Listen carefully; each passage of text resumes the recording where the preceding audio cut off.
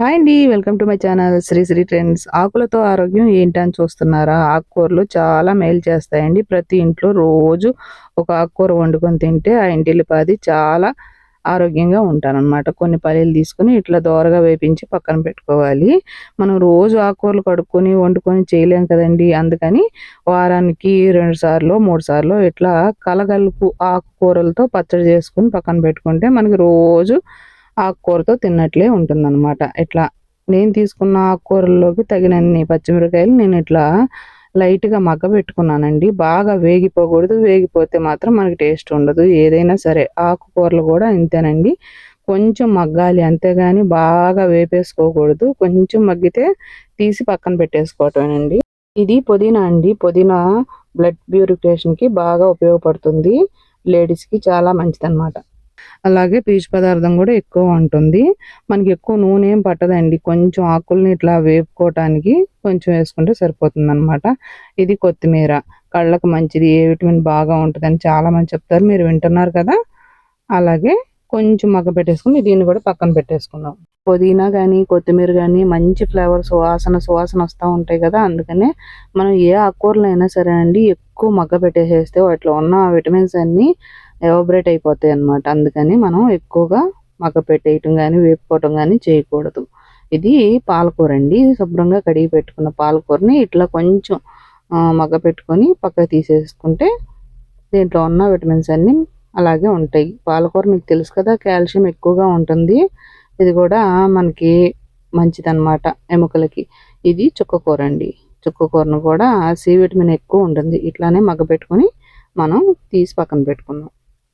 ఇక ఇవి టమాటోస్‌ని కూడా మనం కొంచెం దోరగా ఇట్లా మగ్గినాక తీసి పక్కన పెట్టుకోవటమేనండి. వీటిలో యాంటీ ఆక్సిడెంట్స్ ఎక్కువుంటాయి. మీకందరికీ తెలుసు కదా! ఇకపోతే ఈ పచ్చడిలోకి కావాల్సిన మిగతా ఐటెమ్స్‌ని మనం చూద్దాం. చింతపండు, జీలకర్ర, ఉప్పు, వెల్లుల్లిపాయలు, వేయించి పెట్టుకున్న పచ్చిమిర్చి, వేయించి పెట్టుకున్న పల్లీలు. అలానే మనం మగ్గించుకొని పక్కన పెట్టుకున్నాం కదా!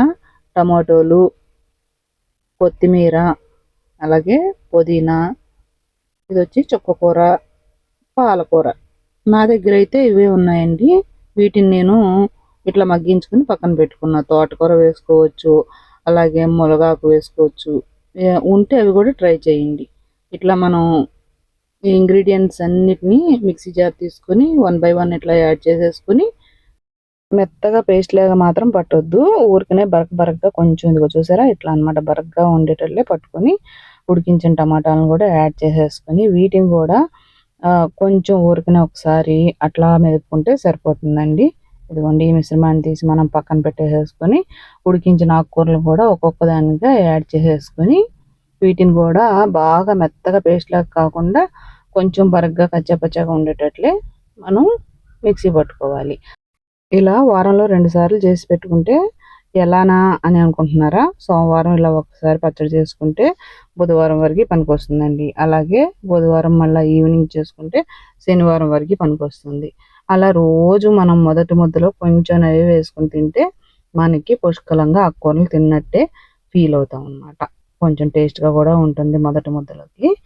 ఇదిగో చూసారా ఏమాత్రం కాంప్రమైజ్ కాకుండా మనం తాలింపు మాత్రం బాగా రిచ్‌గా పెట్టుకోవాలండి. ఎందుకంటే పచ్చడికి తాలింపే అందం అండి. చూసారు కదా! 1 బై 1 యాడ్ చేస్తున్నాను. కానీ చాలా పోషక విలువలుంటాయి. ఎందుకంటే పల్లీలు కూడా కలుపుకున్నాం కదా! పల్లీల్లో ఐరన్ ఎక్కువ ఉంటదని డాక్టర్లు చెప్తున్నారు. వింటున్నారు కదా! ఇంగో తాలింపుకి ఏమాత్రం కాంప్రమైజ్ కాకుండా ఎక్కువగా ఎండుమిరపకాయలు, అలాగే గుప్పెడు కరివేపాకు కళ్ళకి, హెయిర్‌కి మంచిదని చెప్తున్నారు. చూస్తున్నారు కదా! అది కూడా ఏమాత్రం కాంప్రమైజ్ కాకుండా గుప్పెడు వేసేసుకోండి. పచ్చడైతే రెడీ అయిపోయింది. నాకు మాత్రం చాలా టేస్ట్ అనిపించింది. మీరందరూ కూడా చేసుకొని ట్రై చేసి నాకు కామెంట్ బాక్స్‌లో కామెంట్ చేయండి. చూసారు కదా ఎంత బావుందో! మరి ఇంకెందుకు ఆలస్యం మీరందరూ కూడా చేసి ట్రై చేసి ఇంట్లో వాళ్ళకి పెట్టేసేయండి. ప్లీజ్ లైక్ చేయండి, షేర్ చేయండి, సబ్స్క్రైబ్ చేయండి. మన ఛానల్‌కి సపోర్ట్ చేయండి. ఇప్పుడు మనందరి కోసం ఒక మంచి మాట. ఆలోచన నీదే అయితే ఎంత దూరమైనా వెళ్ళు. ఎవరినో నమ్ముకుని అయితే ఒక్క అడుగు కూడా ముందుకు వేయకు. ఇదేనండి ఈరోజు మంచి మాట. Thank you.